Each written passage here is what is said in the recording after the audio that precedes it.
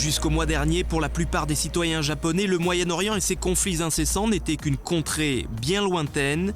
Mais depuis, l'archipel a été prise pour cible. Dans une vidéo, l'organisation de l'État islamique a menacé la vie de 2 journalistes japonais pris en otage en Syrie. Après avoir exigé sans succès une rançon de 200 millions de dollars, l'un des 2 otages, Haruna Yukawa, a été décapité.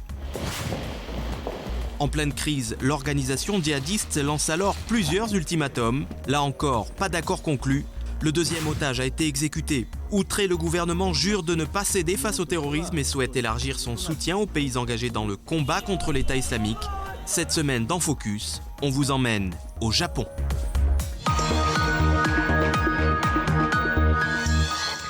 Bonsoir, bienvenue, merci de votre fidélité. Nouveau numéro de Focus consacré ce soir au Japon.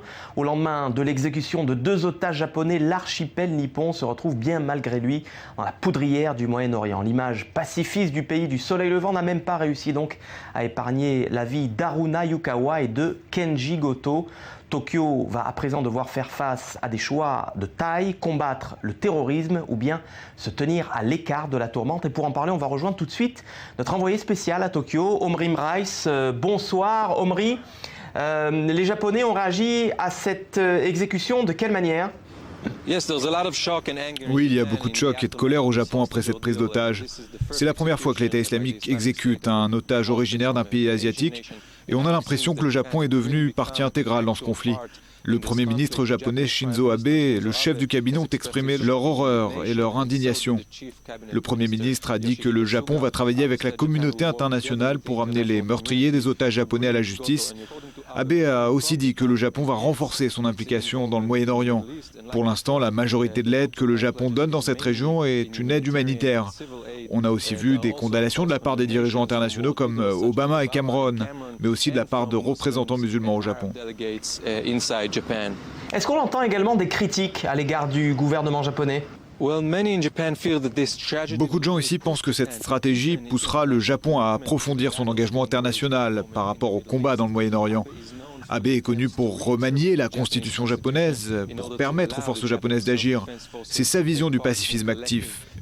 Il a aussi parlé de nouvelles lois qui permettront aux forces japonaises de venir en secours à des citoyens japonais à l'étranger. Certains aussi ont exprimé leur crainte que la décapitation de Goto va mettre en danger d'autres citoyens japonais partout dans le monde. C'est d'ailleurs la menace qu'a faite l'État islamique contre le Japon. Mais dans le cas de Goto, certains disent que la décapitation était le résultat de l'ingérence du Japon dans la politique moyen-orientale.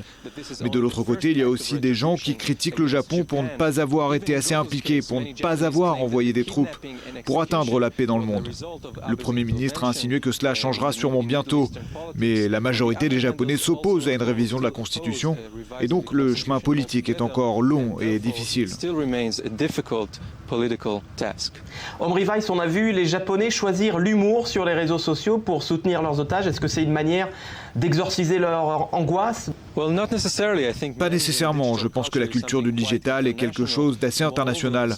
En plus, ce mouvement pour se moquer de l'État islamique représente seulement une petite minorité au Japon. Cette campagne a commencé après la première vidéo qui montrait les 2 victimes. Le but était de se moquer des techniques d'intimidation de l'État islamique et de montrer que le public japonais n'était pas impressionné par le terrorisme. C'était aussi un moyen de se moquer du grand travail de communication de l'État islamique et de l'image sévère qu'il essaie de se donner sur le web. Omri Rice, envoyé spécial i24 News à Tokyo, merci pour toutes ces explications. Merci beaucoup Cyril. L'astronaute japonais Soichi Noguchi était il y a quelques jours en Israël à l'occasion de la semaine de l'espace israélien.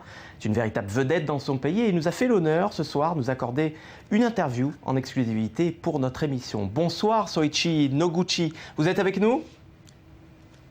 Oui. Alors vous êtes le 5e japonais à aller dans l'espace. Racontez-nous comment tout ça a commencé. C'était un rêve d'enfant ?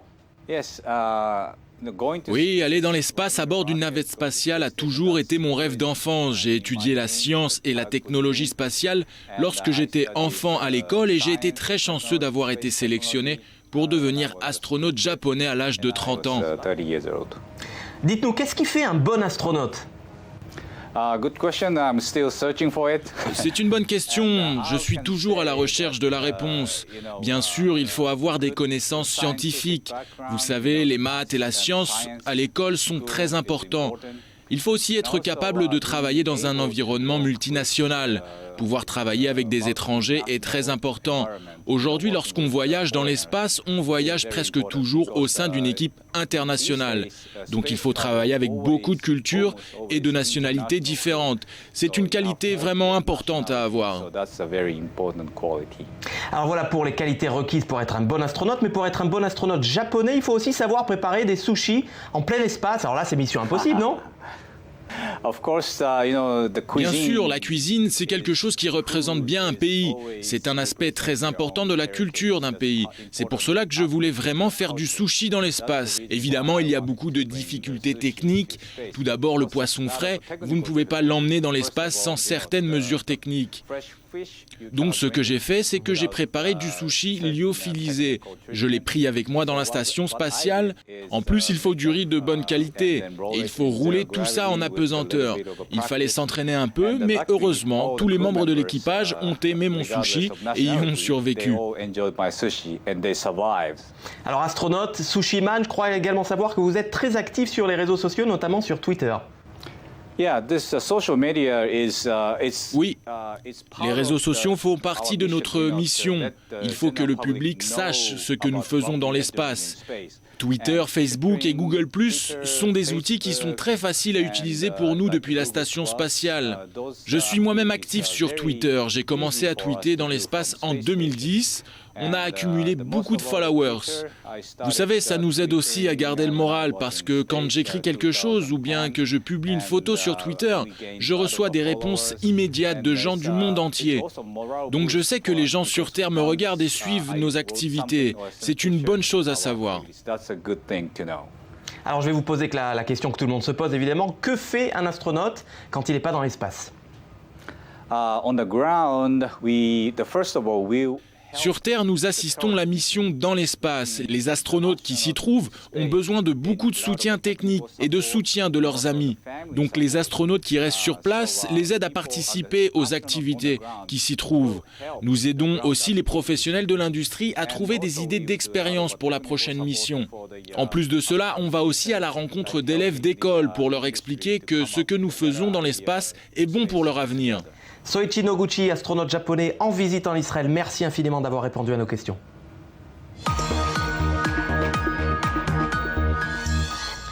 Allez, le top 5 de l'actualité au Japon, c'est tout de suite en bref et en images. Le gouvernement japonais a demandé à ses citoyens d'être vigilants après la décapitation du deuxième otage japonais Kenji Goto par l'État islamique. Selon les autorités, la sécurité du pays serait menacée, des menaces qui doivent être prises au sérieux selon les dirigeants.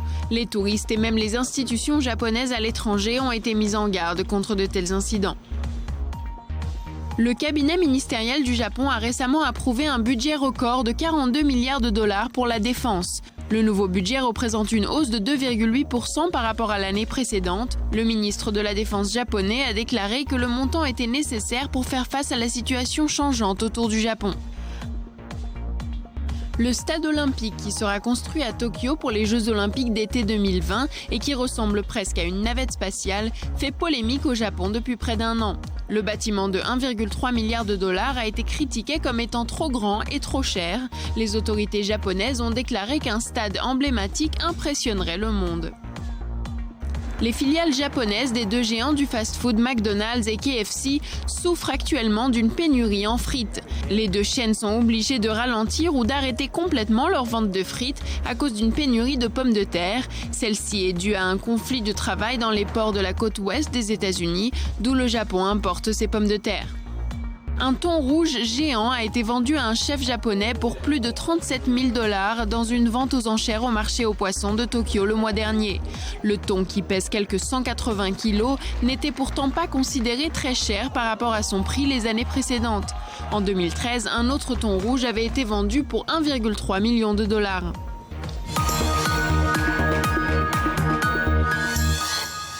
C'est l'un des plus grands incubateurs japonais, Samurai Incubate, voilà son nom. Il se rêve déjà en nouvelle Silicon Valley nippone. Cette année, la société a même ouvert ses bureaux à Tel Aviv.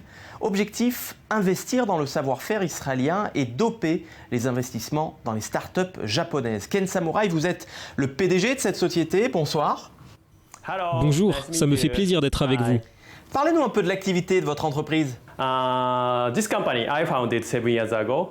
Alors je suis le fondateur de Samurai Incubate. J'ai fondé cette entreprise il y a quelques années. Samurai Incubate est le plus vieux incubateur de start-up au Japon.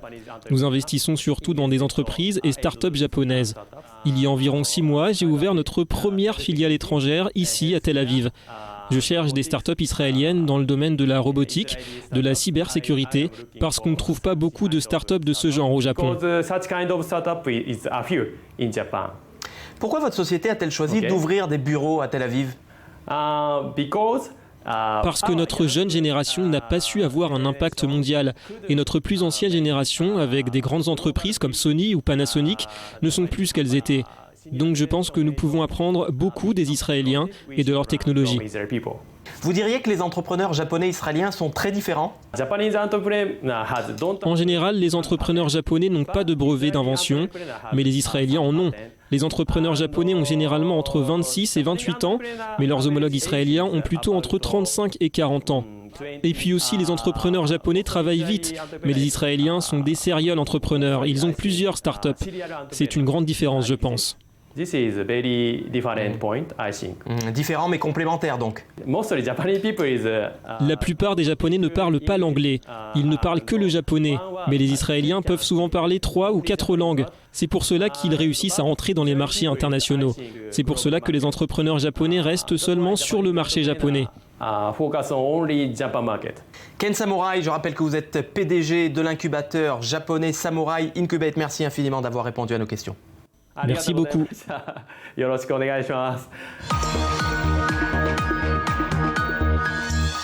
Allez, je vous emmène à présent dans le quartier d'Harajuku à Tokyo. C'est là que tous les week-ends se donnent rendez-vous les adeptes de la mode Lolita ou encore gothique Lolita, des jeunes gens habillés en chanteurs de rock ou encore des cosplayers, ces jeunes japonais qui se déguisent en personnages manga. En direct d'Harajuku, on va tout de suite rejoindre Kai Okubo. Vous êtes guide touristique israélo-japonais. Bonsoir Kai. Bonjour. Alors dites-nous, qu'est-ce qu'il a de si particulier finalement ce quartier d'Harajuku ? Harajuku est l'un des endroits les plus innovateurs en termes de mode. On y voit de la mode européenne, américaine et de partout dans le monde. Il y a aussi beaucoup de restaurants très variés ici. On y trouve des hamburgers, des pizzas. Vous savez, les Japonais ne mangent pas que des sushis, ils mangent de tout. Alors on voit bien que les jeunes Japonais aiment s'habiller de manière excentrique le week-end. C'est pourquoi ? C'est pour échapper un peu à la rigueur de l'uniforme scolaire la semaine ? Oui, comme vous le savez, les Japonais sont très organisés. Il y a beaucoup de règles vestimentaires ici. On porte des uniformes pour aller à l'école, donc le week-end, ils viennent ici à Harajuku et s'habillent comme ils veulent. Quelquefois, on voit des looks très étranges avec des jupes et tout ça. Mais ils viennent à Harajuku pour montrer leur personnalité, ce qu'ils aiment, ce qu'ils pensent. C'est l'endroit où on s'exprime. Tenez-nous. Parlez-nous par exemple de cette mode du cosplay, ce costume playing qui consiste à donner vie finalement à un personnage manga qu'on affectionne particulièrement. Premièrement, la mode d'Harajuku n'est pas forcément fondée sur les mangas. Il y a un quartier qui s'appelle Akihabara ici à Tokyo, et là-bas on voit beaucoup de cosplay, de déguisements manga. Mais ici à Harajuku, la mode est plutôt influencée par la musique. Il y a 20 ou 30 ans, beaucoup de punk et de musique de rock sont arrivés ici, alors que ça n'avait jamais existé au Japon. C'est de là que les gens ont été inspirés au niveau vestimentaire. C'est ici à Harajuku que ces modes ont commencé. Avant, c'était très bizarre pour les Japonais. Aujourd'hui, c'est un style très populaire. On appelle ça le kawaii, ce qui veut dire mignon en japonais. Mais tout a commencé par la musique. La mode du kawaii, c'est quoi exactement ? Kawaii veut dire mignon. Il y a beaucoup de roses, de jupes avec des petits nœuds. Ça peut paraître un peu étrange, mais ça plaît beaucoup aux Japonais. Alors au Japon, la culture est bien différente évidemment de la culture qu'on connaît en Occident. Quels sont les us et les coutumes à respecter pour pouvoir bien s'intégrer au Japon ? Il y a beaucoup de règles au Japon et les Japonais sont aussi très propres. Il y a des millions de personnes ici, mais la rue est toujours très propre. Il n'y a pas de déchets dans la rue. Les gens ne fument pas dans la rue, personne ne parle au téléphone. Mon conseil pour ceux qui viendraient visiter le Japon, c'est de rester calme, de se comporter de façon élégante et surtout de s'amuser. Il y a beaucoup de choses à faire ici pour s'amuser. Dernière question, comment les Japonais réussissent à aussi bien mêler finalement la tradition avec la technologie ?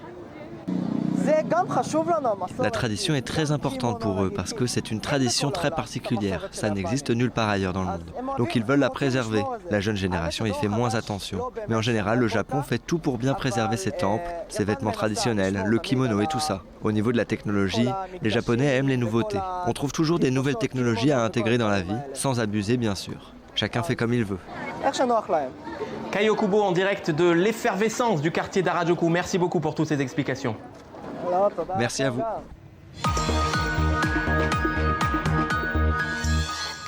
Voilà, ainsi s'achève ce numéro de Focus consacré au Japon. Quant à moi, je vous dis sayonara. Je vous donne rendez-vous à la semaine prochaine, même jour, même heure. En attendant, vous savez ce qu'il vous reste à faire. Vivre curieux et surtout, restez focus. À la semaine prochaine.